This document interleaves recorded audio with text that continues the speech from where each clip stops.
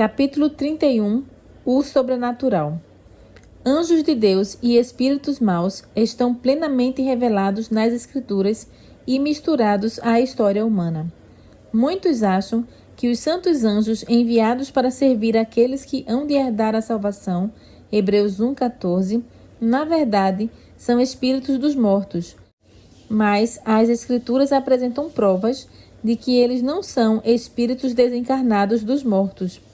Antes de serem criados os seres humanos, os anjos já existiam, pois quando os fundamentos da terra foram postos, as estrelas matutinas juntas alegremente cantavam e todos os anjos se regozijavam. Jó 38:7.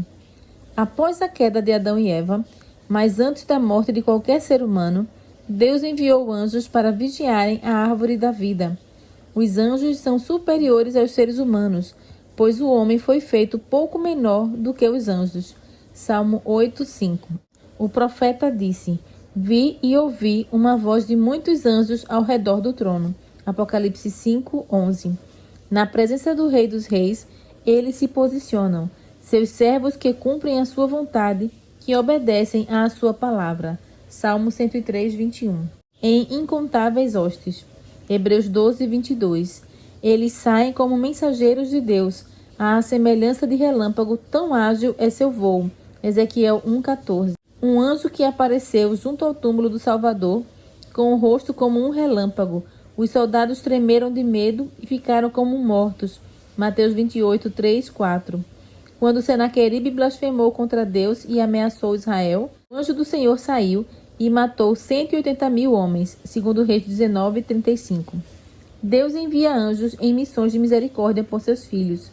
A Abraão, com promessas de bênçãos, a Ló, a fim de resgatá-los da destruição de Sodoma, a Elias, prestes a morrer no deserto, a Eliseu, com carros e cavalos de fogo, quando ele estava cercado por seus inimigos, a Daniel, quando foi abandonado para se tornar presa dos leões, a Pedro, condenado à morte na masmorra de Herodes, aos apóstolos na prisão de Filipos, a Paulo, na noite tempestuosa no mar, a Cornélio, a fim de lhe abrir a mente para que aceitasse o Evangelho, para Pedro, para que fosse levar a mensagem de salvação ao gentio desconhecido. De todas essas maneiras, santos anjos ministram ao povo de Deus. Anjos da guarda. Deus designou um anjo da guarda para cada seguidor de Cristo. O anjo do Senhor é sentinela ao redor daqueles que o temem e os livra. Salmo 34:7. Ao falar sobre aqueles que creem nele, Jesus disse: Os anjos deles nos céus estão sempre vendo a face de meu Pai celeste. A face de meu Pai celeste. Mateus 18:10. O povo de Deus é exposto ao ódio incansável do príncipe das trevas, mas Deus lhes garante que os anjos nunca deixarão de guardar seus filhos. O Senhor lhes dá essa certeza porque precisarão enfrentar agentes poderosos do mal, seres numerosos, determinados e infatigáveis. Anjos maus. Originalmente, os espíritos maus foram criados sem pecado. Eram iguais em natureza, poder e glória aos seres santos que hoje são os mensageiros de Deus. Agora são decaídos por causa do pecado e se uniram não somente para desonrar ao Senhor, mas para destruir a humanidade. Unidos a Satanás em rebelião, cooperam com ele na guerra contra a autoridade divina. A história do Antigo Testamento menciona sua existência, mas durante a época em que Cristo esteve na Terra, os espíritos maus mostraram seu poder da maneira mais assustadora. Cristo tinha vindo redimir a humanidade e Satanás estava determinado a controlar o mundo. Ele tivera êxito em estabelecer a adoração a ídolos em todas as partes da terra, com exceção da Palestina. Cristo veio à única terra que não havia cedido totalmente ao tentador. Estendeu os braços de amor e convidou todos a encontrar perdão e paz. Nele, os anjos das trevas entenderam que se a missão de Cristo tivesse sucesso, seu domínio logo terminaria. O Novo Testamento afirma com clareza que existe possessão demoníaca. As pessoas que padeciam desse mal não estavam apenas sofrendo de doenças com causas naturais. Cristo reconhecia a presença direta e a influência dos espíritos malignos. Os endemoniados de Gadara eram maníacos miseráveis que se contorciam, espumavam e tinham acessos de ira. Cometiam atos de violência contra si mesmos e colocavam em risco todas as pessoas que deles se aproximavam. O corpo ensanguentado e desfigurado deles e sua mente insana formavam um espetáculo que agradava o príncipe das trevas. Um dos demônios que controlava os sofredores disse: "Meu nome é Legião, porque somos muitos." Marcos 5, 9. No exército romano, uma legião consistia de 3 a 5 mil homens. Sob a ordem de Jesus, os espíritos maus deixaram suas vítimas, e aqueles homens ficaram mansos, inteligentes e dóceis. Mas os demônios levaram um rebanho de porcos para dentro do mar. Para os habitantes de Gadara, aquela perda foi maior do que a bênção trazida por Cristo. Por isso, pediram ao divino curador que fosse embora. Mateus 8, 33 a 34. Ao culpar Jesus pelo prejuízo, Satanás despertou os temores egoístas do povo e impediu que ouvissem as palavras do Salvador.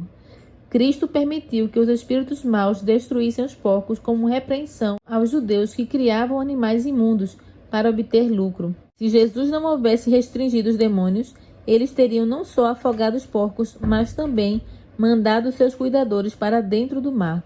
Além disso, Deus permitiu esse acontecimento para que os discípulos pudessem testemunhar o poder cruel de Satanás. Jesus também queria que as pessoas vissem seu poder quebrar o jugo do inimigo e libertar seus cativos. A Bíblia registra outros exemplos. Embora Jesus tenha partido, os homens que ele libertou de maneira tão extraordinária permaneceram ali para contar aos outros sobre a misericórdia de seu benfeitor. A Bíblia registra outros exemplos. A filha da mulher Ciro-fenícia era gravemente afligida por um demônio, a quem Jesus expulsou com sua palavra. Marcos 7, 25 a 30. Um jovem, possuído por um espírito que o tinha lançado no fogo e na água para matá-lo. Marcos 9, 17 a 27. O maníaco, atormentado pelo espírito de um demônio imundo que perturbou a tranquilidade do sábado em Cafarnaum. Lucas 4, 33 a 36. A todos esses o Salvador curou. Em quase todas as situações, Cristo se dirigiu ao demônio como um ser inteligente, ordenando que nunca mais atormentasse sua vítima. Os adoradores em Cafarnaum ficaram admirados e diziam uns aos outros: "Que palavra é esta? Até aos espíritos imundos ele dá ordens com autoridade e poder e eles saem?"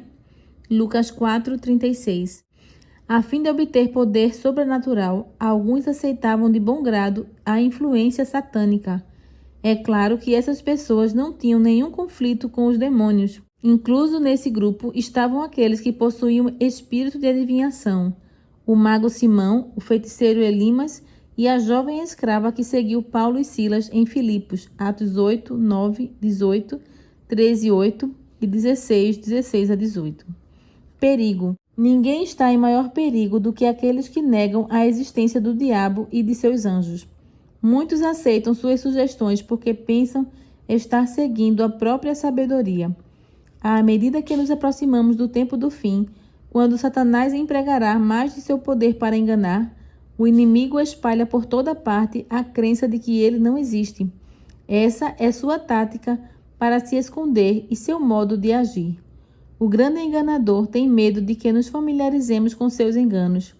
A fim de esconder seu real caráter, ele influenciou as pessoas a retratá-lo como algo ridículo ou desprezível. Agrada-se em ser retratado de forma cômica, disforme, metade animal e metade humano. Fica alegre ao ouvir seu nome ser usado em piadas e zombaria. Por ter se mascarado com habilidade fenomenal, muitas pessoas perguntam: esse ser existe de verdade? Como Satanás tem facilidade para controlar a mente daqueles que não estão cientes de sua influência, a palavra de Deus nos revela suas forças secretas e isso nos coloca em posição de alerta. Segurança com Jesus. Podemos encontrar abrigo e libertação no poder superior de nosso Redentor. Temos o cuidado de deixar nossa casa segura com cadeados e fechaduras, a fim de proteger de pessoas más, não apenas a nossa propriedade, mas também a própria vida. No entanto, É raro pensar nos anjos maus e na realidade que apenas com nossa força não temos defesa contra seus ataques. Se tiverem permissão, eles podem confundir a nossa mente, atormentar nosso corpo e destruir nossos bens e nossa vida. Aqueles, porém, que seguem a Cristo estão seguros sob seu cuidado vigilante. Anjos com força superior são enviados para protegê-los. Os maus não podem romper a guarda que Deus posicionou em torno de seu povo.